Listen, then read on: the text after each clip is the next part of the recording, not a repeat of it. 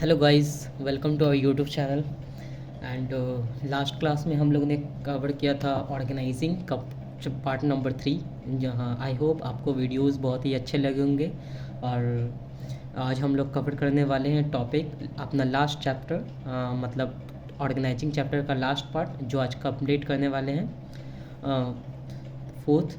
तो वीडियोस का अगर आपको अच्छा लगे तो लाइक एंड शेयर कीजिएगा एंड कमेंट बिल्कुल कीजिएगा, क्योंकि इससे ही पता चलता है कि हमारा कंटेंट जो है आप तक अच्छे से पहुंच पा रहा है और आपको समझ में आ रहा है। ठीक है, तो टाइम वेस्ट ना करते हुए देखते हैं आज हम लोग का टॉपिक क्या होने वाला है। टॉपिक जो है हम लोग का आज होने वाले, इतने टॉपिक हम लोग ने कवर कर चुके हैं पहले। क्या है ये?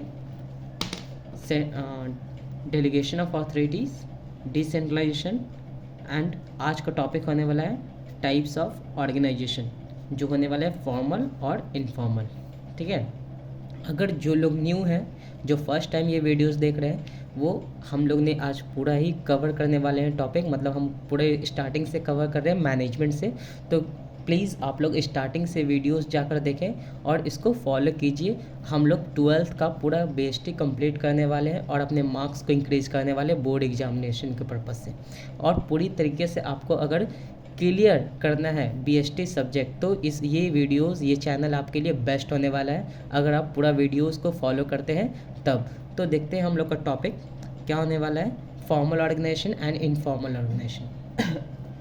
तो एक बात समझिए, फॉर्मल ऑर्गेनाइजेशन और इनफॉर्मल ऑर्गेनाइजेशन होता क्या है। फर्स्ट वन समझते हैं, हमारे ऑर्गेनाइजेशन कितने तरह के होते हैं। फर्स्ट वन क्या है? Formal organisation.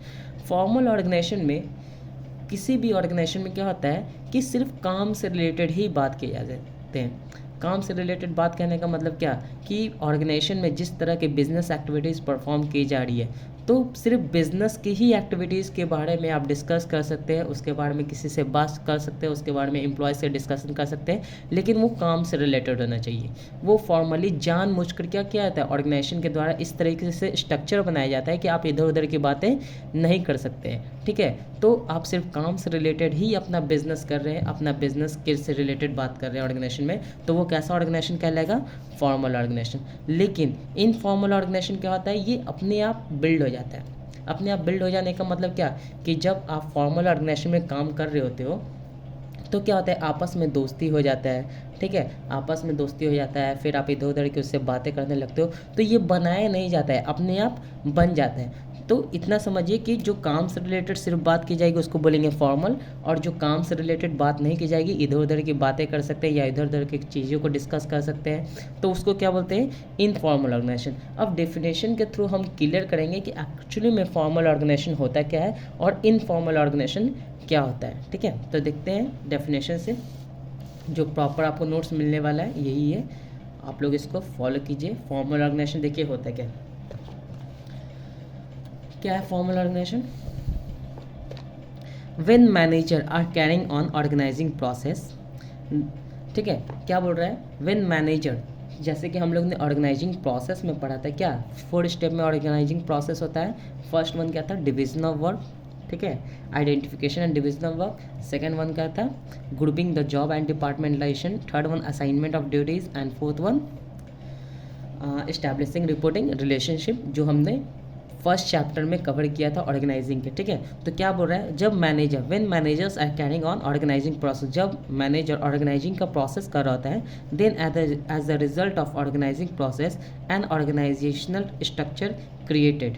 ठीक है, तो जाहिर सी बात है, जब मैनेजर क्या करता है, एक ऑर्गेनाइजिंग प्रोसेस बना रहा होता है, तब एक रिजल्ट, मतलब ऑर्गेनाइजिंग प्रोसेस बनाते हुए क्या होता है, एक स्ट्रक्चर बिल्ड होता है। क्या होता है? एक स्ट्रक्चर बिल्ड होता है ऑर्गेनाइजिंग प्रोसेस के थ्रू। जो अचीव, क्यों स्ट्रक्चर बिल्ड होता है? ताकि हम अपने systematic working and efficient utilisation of resources, मतलब कि एक वे ऑफ क्या हो सके, काम करने का तरीका बिल्ड हो सके, सिस्टमैटिक वर्किंग हो सके, स्टेप बाय स्टेप काम हो सके, काम कहीं रुके ना। इसलिए क्या हो जाता है कि जब मैनेजर क्या होता है कि ऑर्गेनाइजिंग प्रोसेस का काम कर रहा होता है, तब एक स्ट्रक्चर बिल्ड होता है, सिस्टमैटिक स्ट्रक्चर बिल्ड होता है, जो हम अपने टारगेट को अचीव करने के लिए बनाते हैं, ताकि क्या हो, रिसोर्सेज का सही तरीके से इस्तेमाल हो। ठीक है, तो क्या बोला गया? working and efficient utilization of resources. This type of structure is known as formal organization. मतलब इस तरह का स्ट्रक्चर को ही क्या बोला जाता है? फॉर्मल ऑर्गेनाइजेशन बोला जाता है। क्लियर है? फिर से समझते हैं अपने लैंग्वेज में कि मैनेजर जब ऑर्गेनाइजिंग का प्रोसेस कर रहा होता है तो एक स्ट्रक्चर बन जाता है, ठीक है।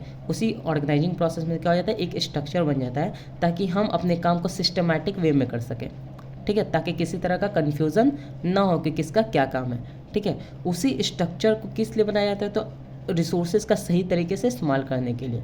और उसी टाइप के स्ट्रक्चर के क्या बोला गया, फॉर्मल ऑर्गेनाइजेशन बोला गया। क्या बोला गया, फॉर्मल ऑर्गेनाइजेशन, ठीक है।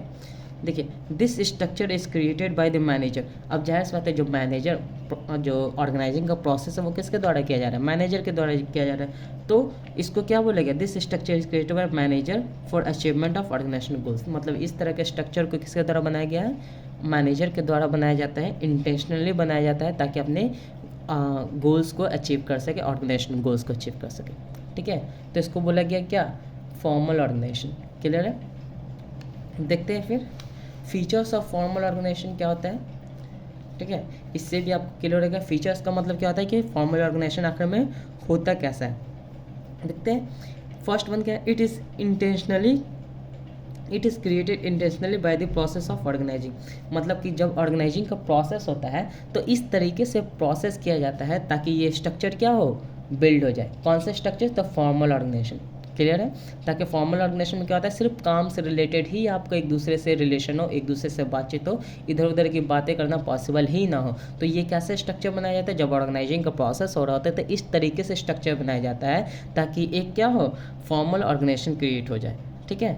तो उसी प्रोसेस को क्या बोला गया, ये जानबूझ कर बनाया जाता है। सेकेंड वन देखते हैं, it is purpose to achieve of organisational goals. जैसे बात है, फॉर्मल ऑर्गेनाइजेशन जो बनाया जाता है वो किस लिए बनाया जाता है, ऑर्गेनाइजेशनल गोल्स को अचीव करने के लिए बनाया जाता है, ठीक है। ताकि टाइम वेस्ट ना हो, लोग अपना काम सही तरीके से करें, रिसोर्सेज का सही तरीके से इस्तेमाल हो, ताकि हम अपना टारगेट सही टाइम पर अचीव कर लें। तो जो भी ऑर्गेनाइजेशन के गोल्स है उसको अचीव करने के लिए ही फॉर्मल ऑर्गेनाइजेशन स्ट्रक्चर बनाया जाता है। थर्ड वन क्या है, each individual assigned a specific job.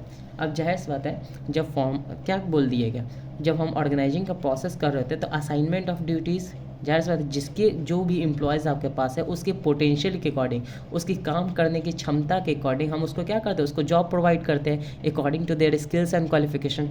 तो उसी को क्या बोला गया, फॉर्मल ऑर्गेनाइजेशन के थ्रू ही ये किया जाता है कि ईच इंडिविजुअल, हर एक को असाइन किया जाता है, मतलब ड्यूटी दिया जाता है एक स्पेसिफिक जॉब जो उस काम को करने के लायक हो, ठीक है। जो उस काम को करने में स्पेशलिस्ट है, उसके नॉलेज उसको अलाउ करता है कि आप इस काम को कर सकते हैं, तो उसको उसी तरह का जॉब प्रोवाइड किया जाता है। कब, तो ऑर्गेनाइजिंग प्रोसेस के थ्रू, ठीक है। तो इसी को क्या बोला गया, फॉर्मल ऑर्गेनाइजेशन स्ट्रक्चर, इसको भी बोला गया। फोर्थ वन क्या है, every individual assign fixed authority and decision making power. जाहिर सी बात है, अब इसका मतलब क्या होगा कि हर एक इंडिविजुअल को जितना काम दिया गया उसी के अकॉर्डिंग उसको क्या दिया गया, पावर दिया गया।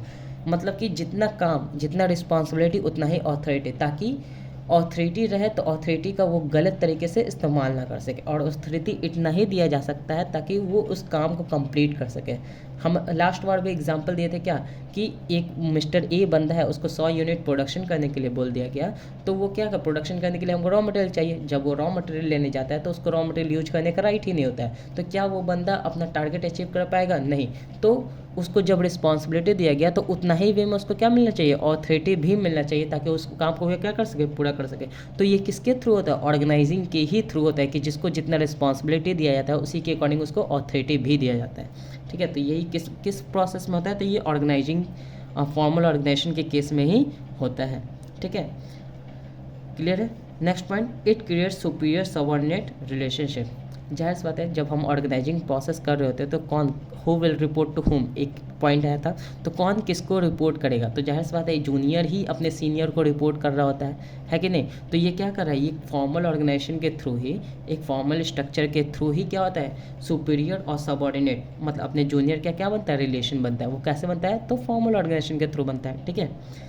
इनफॉर्मल में तो सब दोस्त है, मैनेजर एम्प्लॉयज़ का दोस्त होता है, कहाँ भाई क्या कर रहे हो, कहाँ जा रहे हो, तो वो इनफॉर्मल में नहीं हो सकता है। ये फॉर्मल में ही सुपीरियर और सबऑर्डिनेट बनते हैं, क्योंकि सीनियर जूनियर का फ़र्क देखा जाता है, ठीक है। नेक्स्ट पॉइंट क्या है, it also create a scalar chain of communication in the organisation, ठीक है। तो स्केलर चेन का मतलब क्या, जाहिर सी बात है, एक जूनियर होगा, उसके ऊपर सीनियर होगा, उसके ऊपर फिर सीनियर होगा, जैसे top level management, middle level management and lower level management. तो कहीं ना कहीं एक चेन बना हुआ है कि जूनियर से सीनियर वो उसको रिपोर्ट करेगा, वो इसको, तो एक चेन है, जो भी कम्युनिकेशन होगा, जो भी बातचीत होगी एक चेन में होगा, स्टेप बाय स्टेप होगा। Direct lower level management top level management से बात नहीं कर सकता है, तो वो किस में कब बात होता है, वो सिर्फ फॉर्मल ऑर्गेनाइजेशन में ही हो सकता है। तो फॉर्मल ऑर्गेनाइजेशन में क्या होता है, फॉर्मल ऑर्गेनाइजेशन एक स्केलर चेन क्रिएट करता है, किस चीज़ का, तो कम्युनिकेशन इन, जो भी बातचीत करनी है उसको एक वे में, एक स्टेप बाय स्टेप में, एक सीक्वेंस में काम किया जाता है, या इन्फॉर्मेशन को आगे पहुंचाया जाता है अपने सीनियर को, ठीक है। तो ये कैसे केस में होता है, फॉर्मल ऑर्गेनाइजेशन के केस में होता है। क्लियर है फीचर्स। अब इसके कुछ मेरिट्स और डिमेरिट्स देखेंगे। तो फॉर्मल ऑर्गेनाइजेशन के आखिर मेरिट्स क्या है, ये हम लोग देखने वाले हैं अभी। क्या है मेरिट्स, देखिए मेरिट्स ऑफ फॉर्मल ऑर्गेनाइजेशन क्या होता है। मेरिट्स देखिए, फर्स्ट वन सिस्टमैटिक वर्किंग। अब सिस्टमैटिक वर्किंग कहने का मतलब क्या, कि अब जो भी ऑर्गेनाइजेशन में एम्प्लॉयज़ है उसको अपना काम पता है, ठीक है, एक सीक्वेंस बना हुआ है, ऑर्गेनाइजिंग का प्रोसेस के थ्रू एक स्ट्रक्चर बन गया है, तो कहीं ना कहीं जो भी काम होगा एक सिस्टमैटिक वे में होगा, कहीं पे काम रुकेगा नहीं, ठीक है। तो ये कैसे हो सकता है, एक फॉर्मल ऑर्गेनाइजेशन के थ्रू ही हो सकता है। It is one of the advantage of formal organisation, ठीक है, कि काम का रिपीटेशन नहीं होगा, स्टेप बाय स्टेप काम को पूरा कर दिया जाएगा, ठीक है। तो एक ये बेस्ट होता है, एडवांटेज होता है किसका, formal organisation. Second one achievement of goals. जाहिर सी बात है फॉर्मल ऑर्गेनाइजेशन बनाया ही इसलिए जाता है ताकि हम अपने गोल्स को टाइम पर अचीव कर सकें, परफेक्ट वे में अचीव कर सकें, रिसोर्सेज का सही तरीके से इस्तेमाल कर सकें। तो जाहिर सी बात है हम अपना गोल्स आसानी से अचीव कर लेंगे, कब, जब हमारा फॉर्मल ऑर्गेनाइजेशन होगा, सब काम से काम मतलब रखेंगे, इधर उधर की बातें नहीं करेंगे। तो जाहिर सी बात है अपना 100% फोकस कहाँ करेंगे, काम पे करेंगे, जिससे हमारा ऑर्गेनाइजेशन में काम बेस्ट होगा, अच्छे तरीके से होगा, जिससे हमारा गोल्स आसानी से अचीव हो जाएगा। थर्ड वन क्या है, no overlapping of work. Overlapping of work मतलब क्या, कि किसी भी काम का रिपीटेशन नहीं होने वाला है। समझ आया, मतलब कि जब हम सीक्वेंस बांट दिए कि कौन सा काम कौन करेगा, तो सबको अपना अपना काम पता है, तो यहाँ पे काम रिपीटेशन होने के चांसेस बहुत ही कम हो जाते हैं, किसके थ्रू, तो फॉर्मल ऑर्गेनाइजेशन के थ्रू। इसलिए क्या बन जाता है, एडवांटेज बन जाता है। Third one concentration of work. अभी बताएं कि इधर उधर की बातें होगी ही नहीं, तो लोग अपने काम से ही मतलब रखेंगे, काम पर फोकस करेंगे, जो इनडायरेक्टली ऑर्गेनाइजेशन के लिए क्या होता है, बेनिफिशियल होता है। Third one chain of command, कि चेन ऑफ कमांड करने का मतलब क्या, कि कोई सी भी तरह का इन्फॉर्मेशन है, ऑर्डर है, वो क्या होता है, एक सीक्वेंस में जाता है, जिससे कि वो क्या होता है, इधर उधर का मतलब कि कोई भी तरह का इन्फॉर्मेशन लीक नहीं होता है, या फिर कोई भी अगर लीक हुआ तो उसको आसानी से पकड़ा जा सकता है। और ये चीज़ होता है चेन ऑफ कमांड। कोई भी ऑर्डर दिया गया तो एक स्टेप बाय स्टेप करके क्या होता है, दिया जाता है। सपोज़ करिए एग्जाम्पल कि आप कोई भी स्कूल में पढ़ते होंगे, तो कहीं ना कहीं नोटिस आता है, तो नोटिस किसके थ्रू पहले पास होता है, प्रिंसिपल के थ्रू। प्रिंसिपल के थ्रू किसके पास आता है, क्लास टीचर के पास आता है, क्लास टीचर बोलते हैं मॉनिटर को, उसके बाद आपको पता चल जाता है, ठीक है। तो ये क्या है, एक चेन बना हुआ है जिसके थ्रू क्या होता है, आप तक इन्फॉर्मेशन आता है। तो वो कैसा हो सकता है, फॉर्मल ऑर्गेनाइजेशन ही हो सकता है, ठीक है, इनफॉर्मल नहीं हो सकता है। अच्छा, इसका डिसएडवांटेज क्या है, every coin has two faces, first one is head and second one is tail. तो अच्छाई है तो इसका कुछ बुराई भी होगा। तो देखते हैं इसका डिमेरिट्स क्या है। First one delay in action. अब हर काम स्टेप बाय स्टेप होगा तो कहीं ना कहीं काम में क्या होगा, देरी होने वाला है। जहाँ पे रूल्स फॉलो करने के, स्टेप फॉलो करने की ज़रूरत भी नहीं है, वहाँ पर भी वो काम जाएगा, ठीक है। तो जिससे कि काम में क्या होता है, देरी होता है, किस में, फॉर्मल ऑर्गेनाइजेशन में। क्लियर है। Second one ignore social needs of employees. अब हर इंसान क्या है, एक एम्प्लॉयज़ है, मतलब इंसान है, उसको सोशल नीड्स की ज़रूरत होती है, लोगों से बातचीत करने की ज़रूरत होती है, अपना दुख दर्द अपने दोस्तों से बताने की ज़रूरत होती है, अपना दोस्त बनाने की ज़रूरत होती है, इधर उधर की बातें उसको करने ज़रूरी होता है अपने मेंटल सेटिस्फैक्शन के लिए, ठीक है। तो इंसान है, क्या होता है, उसके सोशल नीड्स क्या हो जाती है, ख़त्म हो जाती है, किस में, फॉर्मल ऑर्गेनाइजेशन में, ठीक है। तो ये चीज़ क्या होगा, इससे कि एक इंसान एक हद तक तो बर्दाश्त कर लेगा, लेकिन आगे के चलकर फ्रस्ट्रेट हो जाएगा, जिससे कि क्या होगा, वो एकदम इरिटेट हो जाएगा, बोलेगा उसका काम करने का मन ही नहीं कर रहा है, ठीक है। थर्ड वन देखते हैं एम्फेसिस ऑन वर्क ओनली, मतलब सिर्फ काम पर ही जोर दे रहा है, ठीक है, जिससे कि इंसान क्या हो जाएगा, बोर हो जाएगा। सिर्फ काम पर ही जोर देने से क्या कोई इंसान हमेशा के लिए वही काम कर सकता है, नहीं, फ्रस्ट्रेट होगा, बोलेगा रिज़ाइन करेगा, नहीं हमको काम करना नहीं है, बोरिंग है काम, ये वो डिस्टर्ब। ऐसा होगा तो हमारे ऑर्गेनाइजेशन के लिए क्या होगा, बेनिफिशियल बिल्कुल भी नहीं होने वाला है, जो इनडायरेक्टली ऑर्गेनाइजेशन को नुकसान करेगा, ठीक है। सिर्फ काम काम काम काम, एक दिन फ्रस्ट्रेट हो जाएगा। तो ये सारे क्या थे, डिमेरिट्स थे, किसके, तो फॉर्मल ऑर्गेनाइजेशन के। क्लियर है यहाँ तक। अब इसके जस्ट अपोजिट क्या होता है, इनफॉर्मल ऑर्गेनाइजेशन क्या होता है, देखते हैं इनफॉर्मल ऑर्गेनाइजेशन क्या होता है डेफिनेशन से। देखिए इनफॉर्मल ऑर्गेनाइजेशन क्या होता है। इनफॉर्मल ऑर्गेनाइजेशन क्या होता है? In in the formal organisational structure, मतलब कि जब हम फॉर्मल ऑर्गेनाइजेशन स्ट्रक्चर बनाते हैं, individual are assigned various job position. मतलब कि जब हम फॉर्मल ऑर्गेनाइजेशन स्ट्रक्चर बना रहे होते हैं तो इस हर एक इंडिविजुअल को अपना काम दे दिया जाता है। क्लियर है? ये तो समझ में आ गया। वाइल वर्किंग एट दो जॉब पोजीशन, जब वो जो इंडिविजुअल को काम दिया गया उस जॉब पे वो अपना काम कर रहे होते हैं, the individual attract with each other. मतलब कि जाहिर सी बात है, जो जूनियर सीनियर है, ठीक है, बाकी उसके कलीग्स हैं, आपस में जो उस समय जिस पोजीशन में को असाइन किया गया, आपस में क्या बन जाते हैं, एक दूसरे से अट्रैक्ट होते हैं। ठीक है, एक दूसरे को काम को समझने लगते हैं, एक दूसरे को थिंकिंग को समझने लगते हैं। ठीक है, तो क्या बोल रहे हैं, the individual interact with each other and develop some social and friendly group in organisation. जिससे कि क्या हो जाता है, जब एक दूसरे से इंटरेक्ट होते हैं, एक दूसरे से बातचीत करते हैं, एक दूसरे से समझ जाते हैं, एक दूसरे के काम को समझने लगते हैं, एक दूसरे के अंडरस्टैंडिंग को समझने लगते हैं, तो क्या हो जाता है, एक ग्रुप बन जाता है अपने आप, जानबूझकर नहीं, अपने आप बन जाता है। एंड उसी ग्रुप बन जाता है। सपोज कीजिए कि आप किसी क्लासरूम में पढ़ रहे हैं, ठीक है, कोई नया बच्चा आता है, या फिर फर्स्ट टाइम आप 11th क्लास में आएंगे या 12th क्लास में आएंगे, आपसे किसी से जान पहचान नहीं होगी। लेकिन क्या होता है कि कुछ समय बाद देखते हैं कि हम लोग बैठते हैं एक बेंच पर बैठने के बाद कुछ ग्रुप बन जाते हैं। कुछ ग्रुप मतलब कि दो दोस्त होंगे, वो आपस में साथ में ही बैठेंगे हमेशा, ज़्यादातर वो लोग साथ में ही बैठेंगे। क्यों? कि क्या वो घर से रिश्ता बना कर आए थे? नहीं, वो बैठते बैठते एक दूसरे को समझने लगे, एक दूसरे को, तो अपने आप क्या हो गया, उनके बीच एक बॉन्ड बन गया। ठीक है, एक ग्रुप बन गया। ठीक है, सोशल और फ्रेंडली ग्रुप बन गया। क्लियर है? तो उसी ग्रुप को क्या बोला गया, इनफॉर्मल ऑर्गेनाइजेशन बोला गया। क्या बोला गया, इनफॉर्मल ऑर्गेनाइजेशन। तो देखो क्या बोला गया आगे, this network of social and friendly groups another structure in the organisation. ठीक है, तो ये इस तरह का नेटवर्क जो है अनदर स्ट्रक्चर बनाता है। ठीक है, which is called informal organisation structure. मतलब क्या बोला गया कि जब, फिर से समझते हैं, फॉर्मल ऑर्गेनाइजेशन स्ट्रक्चर बनता है तो हर एक इंडिविजुअल का अपना जॉब दे दिया जाता है। जब वो काम कर रहे होते हैं तो आपस में क्या होते हैं, कुछ आपस में एक दूसरे से बातचीत करते हैं, जो काम से रिलेटेड होता है, एक दूसरे से समझते हैं, तो एक दूसरे से इंटरेक्ट करते हैं। इंटरेक्ट करने के बाद क्या होता है, एक ग्रुप बन जाता है जो डेवलप हो जाता है खुद पे खुद, फ्रेंडली और सोशल ग्रुप बन जाता है। ठीक है, तो उसी ग्रुप को क्या बोला गया, इनफॉर्मल ऑर्गेनाइजेशन स्ट्रक्चर बोला गया। मतलब कि वो जानबूझकर बनाया नहीं गया, अपने आप बन गया। तो उसी स्ट्रक्चर को क्या बोला गया, इनफॉर्मल ऑर्गेनाइजेशन स्ट्रक्चर, जो इनडायरेक्टली फॉर्मल ऑर्गेनाइजेशन के केस में ही होता है। फॉर्मल ऑर्गेनाइजेशन बनेगा, आपस में बातचीत करेंगे, आपस में रहेंगे, आपस में एक दूसरे के साथ काम करेंगे, तो जैसे बात है कोई ग्रुप बन जाएगा, तो उसी ग्रुप को क्या बोला गया, इनफॉर्मल ऑर्गेनाइजेशन स्ट्रक्चर। अब उसके साथ क्या होता है, आपस में इंटरेक्ट करते हैं, इधर उधर की बातें करने लगते हैं लोग। ठीक है, अपना दुख दर्द पीड़ा सब बताने लगते हैं कि भाई आज मेरे साथ घर पे ऐसा हुआ, ये चीज़ हुआ, वो चीज़ हुआ। तो वो चीज़ क्या होता है, इनफॉर्मल ऑर्गेनाइजेशन स्ट्रक्चर में ही हो सकता है। क्लियर है? तो याद रखना, फॉर्मल ऑर्गेनाइजेशन स्ट्रक्चर जानबूझकर बनाया जाता है और इनफॉर्मल ऑर्गेनाइजेशन स्ट्रक्चर अपने आप बन जाता है। ठीक है, क्लियर। अब इसके कुछ फीचर्स देख लेते हैं इनफॉर्मल ऑर्गेनाइजेशन स्ट्रक्चर के।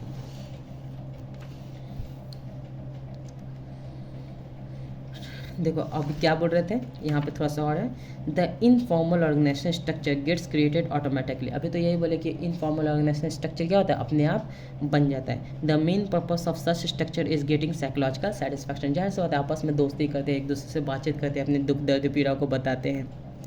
किस लिए बताते हैं, ताकि उनके मेंटल सेटिस्फैक्शन हो सके। ठीक है, अपने दिमाग को शांत कर सके, काम अच्छे से कर सके। ठीक है, आखिर पैसा कमाते हैं लोग, कोई भी काम करते हैं तो अपने मेंटल सेटिस्फैक्शन के लिए काम करते हैं। लोग पूजा करते हैं ताकि शांति बना रहे। ठीक है, या फिर नमाज पढ़ते हैं, तो इसका पर्पस क्या होता है, मेंटल सेटिस्फैक्शन। उसी तरह से इनफॉर्मल ऑर्गेनाइजेशन स्ट्रक्चर भी बनता है अपने मेंटल सेटिस्फैक्शन के लिए ही। ठीक है, अब इसका फीचर्स देखते हैं क्या होता है।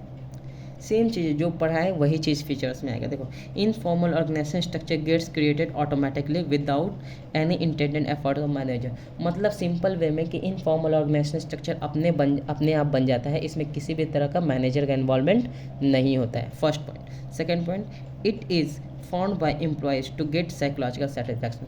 और ये कैसे बनता है, मतलब कि ये खुद ब खुद एम्प्लॉयज़ के द्वारा ही बना लिया जाता है ताकि एम्प्लॉयज़ खुद को क्या कर सके, अपने मेंटल सेटिस्फैक्शन ले सके। ठीक है, जहाँ पे जिसको खुशी मिलता है उसके लिए ही वो चीज़ अपने आप बन जाता है। एक दूसरे से दोस्ती कर लेते हैं, जब मन मिलता है तो, दिल मिलता है तो। ठीक है, तो ये किसके द्वारा बनाया जाता है, एम्प्लॉयज़ के द्वारा, ना कि मैनेजर के द्वारा। Third point, it does not follow any fixed path. Of authority और कम्युनिकेशन।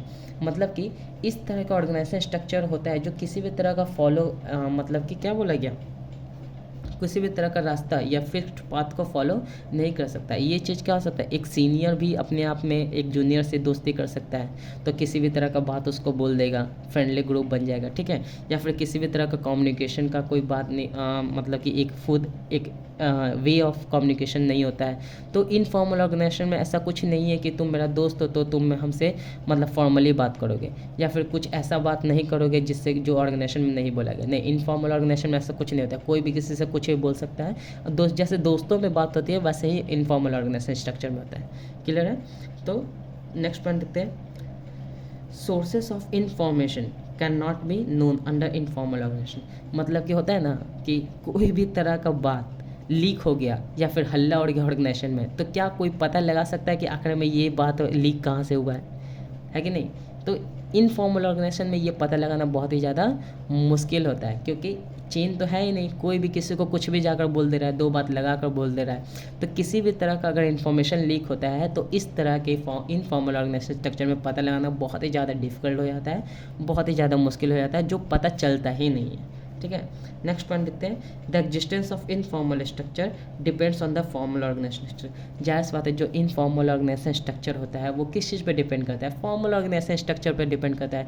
क्योंकि हमने पहले पढ़ रखा है कि जब फॉर्मल ऑर्गेनाइजेशन स्ट्रक्चर बनाया जाता है तो सभी इंडिविजुअल को अपना काम दिया जाता है, उसी दौरान एक दूसरे से लोग इंटरेक्ट होते हैं, तो एक ग्रुप बन जाता है, डेवलप हो जाता है, सोशल और फ्रेंडली ग्रुप। उसी को क्या बोला गया, इनफॉर्मल ऑर्गेनाइजेशन स्ट्रक्चर बोला गया।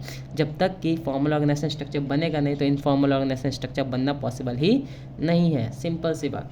देखते हैं कुछ मेरिट्स होते हैं किसके, फॉर्मल ऑर्गेनाइजेशन स्ट्रक्चर के। देखते हैं क्या होता है मेरिट्स। फर्स्ट मेरिट क्या है, फास्ट कम्युनिकेशन।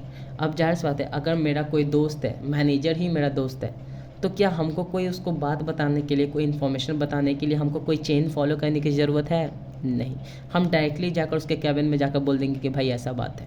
तो क्या होगा, किसी भी तरह का कम्युनिकेशन बातचीत करना होगा तो बहुत ही फास्ट होने वाला है। किसी भी तरह का चैन फॉलो नहीं करना है तो कम्युनिकेशन क्या होगा, फास्ट होगा। Second, fulfil social needs. एक दूसरे से बातचीत करेंगे लोग, एक दूसरे से फ्रेंड सर्कल बनाएंगे तो क्या होगा, आपस में लोग सेटिस्फाइड रहेंगे, खुश रहेंगे, अच्छे से काम परफॉर्म करेंगे। ठीक है। एट द एंड खुशी के साथ ही काम करना अच्छा होता है। नहीं तो फुलफिल सोशल नीड्स भी पूरा हो जाएगा लोगों का। Send correct feedback. अब एक चीज़ होता है ना कि लोग अपने काम के डर से सही चीज़ बताते ही नहीं हैं। ठीक है, कि आपका जो भी प्रपोजल था वो अच्छा नहीं लगा, या काम करने का तरीका सही नहीं था, या इसको आप और इम्प्रूवमेंट कर सकते हैं। तो क्या होगा, अगर मैनेजर मेरा दोस्त है तो वो हमको अच्छे तरीके से बता देगा, कोई इसी तरह का चापलूसी नहीं करेगा कि नहीं तुम बहुत अच्छा ना रहने के बाद भी बोलेगा कि नहीं आप बहुत अच्छे हैं, अच्छे तरीके से काम कर रहे हैं। तो ऐसा कुछ नहीं होने वाला है, जो है वो सच्चा होने वाला है। मुंह पे बोल देगा कि देखो इसमें सुधार करने की ज़रूरत है भाई, ऐसा चीज़ है, हमारे ऑर्गेनाइजेशन में कुछ ऐसी चीज़ों की रिक्वायरमेंट है, तो आप ये चीज़ अच्छे से सुधार करो। तो इसमें किसी भी तरह का डर नहीं होगा। लेकिन यही इनडायरेक्टली अगर फॉर्मल रहता है तो क्या होते हैं, लोग सच्चाई बोलने से कतराते हैं ताकि मेरे खिलाफ कोई एक्शन ना ले ले।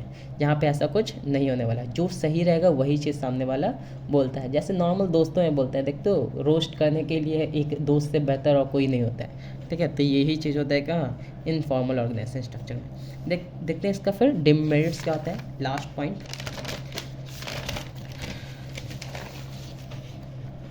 देखिए,